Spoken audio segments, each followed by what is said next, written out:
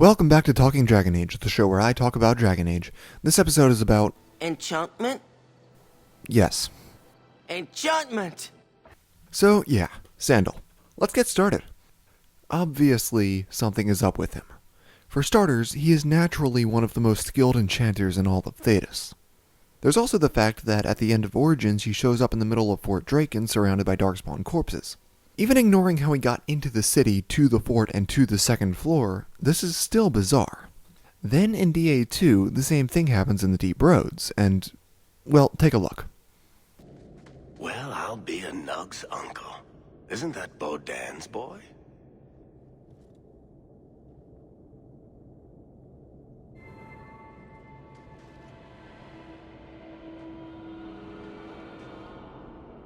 Hello? Talk about dumb luck. I'd really like to know how you managed to kill all of them.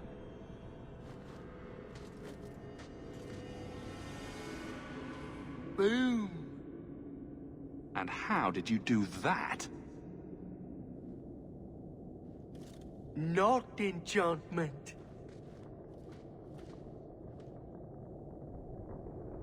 Smart boy.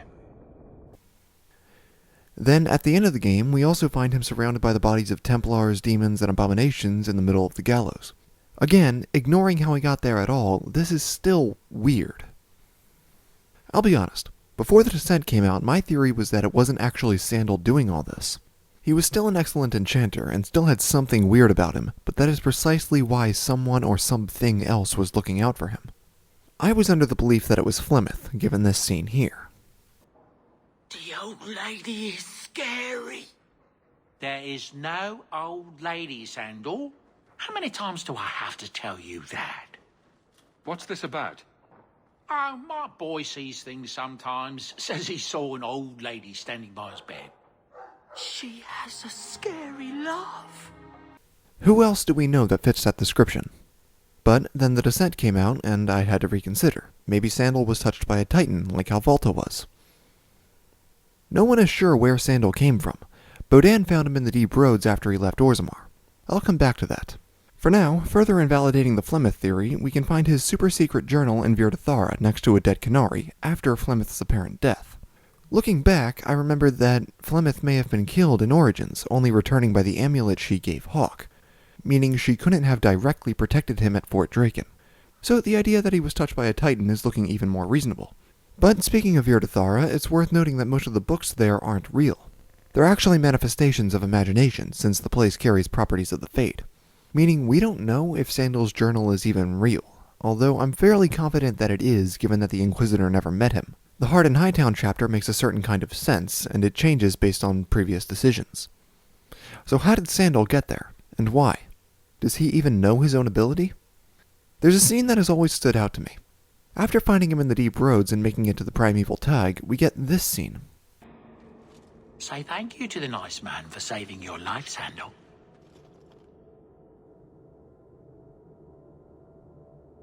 Thank you. I can't get a read on this face or the way he says that. It's like confusion mixed with sadness. Probably sad because he worried Bodhan, but is he confused because he didn't know he was in danger, or because he did know that he wasn't? Let's take a look back at when Bodhan found him. He says it was in the Deep Roads after he left Orzammar. There's no telling what happened to Sandal before that. In Legacy, Carta Dwarves can be overheard talking about Sandal. They say he might be the bastard child of Endrin Dugan, which would technically mean that he is an heir to the throne. Or at least he would be, if he wasn't already considered a surfacer. Still, can you imagine that? King Sandal, 2018. Anyway, the Dwarves in Legacy also mention that his mother may have been a human or an elf. I'm inclined to think elf based on their stronger connection to the Fade, which I'll come back to. Not to mention his distinct lack of a beard, but I don't know how that works biologically. I don't even think BioWare does. In any event, we should discuss how he may have been touched by a Titan. For Volta to be connected, we had to fight through an obnoxious amount of Darkspawn that took too long to kill, and then down an elevator through Shoppertall to the Wellspring to the Titan's heart. Without the Titan's power, I don't know how he could have made it that far. However, there is Dagna. There's something there. I was face deep in a rune, and for a moment, I was tall. Really tall. And I thought all the thoughts.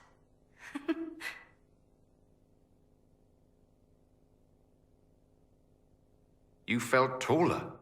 How much taller? Like mountain tall. Or I was the mountain. But I was moving. I felt dizzy. You know what I remembered? Watching a shaper it carve the wall of memory, except big. Isn't that weird? Maybe there were fumes. What do you mean when you say, thought all the thoughts? I don't know.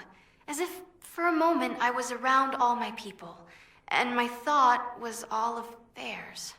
Your thoughts were their thoughts. No, my thought was all of our thoughts, like parts.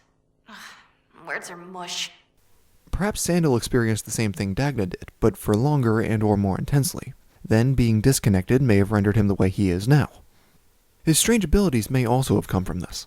Taking a look at some of the Codex entries from after the Descent, it seems to me that Volta now has some kind of influence over what the Titan does, and how it shapes the world. If Sandal was connected in the same way, shouldn't he have the same ability? Though I guess we don't know for sure that he doesn't. I mentioned before that Sandal's mother may have been an elf. I have no idea how Titan magic works, but it certainly has to do with lyrium. Elves have a more natural talent for magic, and I don't know where I'm going with this. So, quick recap. What have I talked about? Okay, Sandal was probably touched by a Titan before Bodhan found him, but I don't think he is connected at present, at least not in the same way Volta is. Though Flemeth did not protect him, she does know about him, and it appears he has a destiny that she knows about. One final thing I want to mention is, in DA2, Sandal gives a short monologue that prophesizes... well, just take a listen. One day the magic will come back. All of it. Everyone will be just like they were.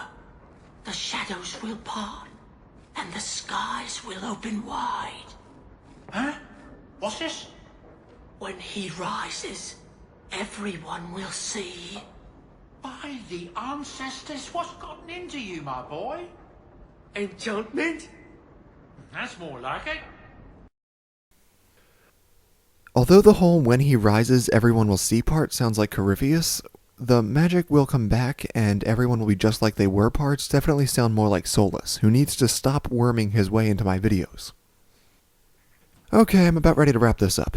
One last thing I want to say that really touched my heart about him is this. You see that?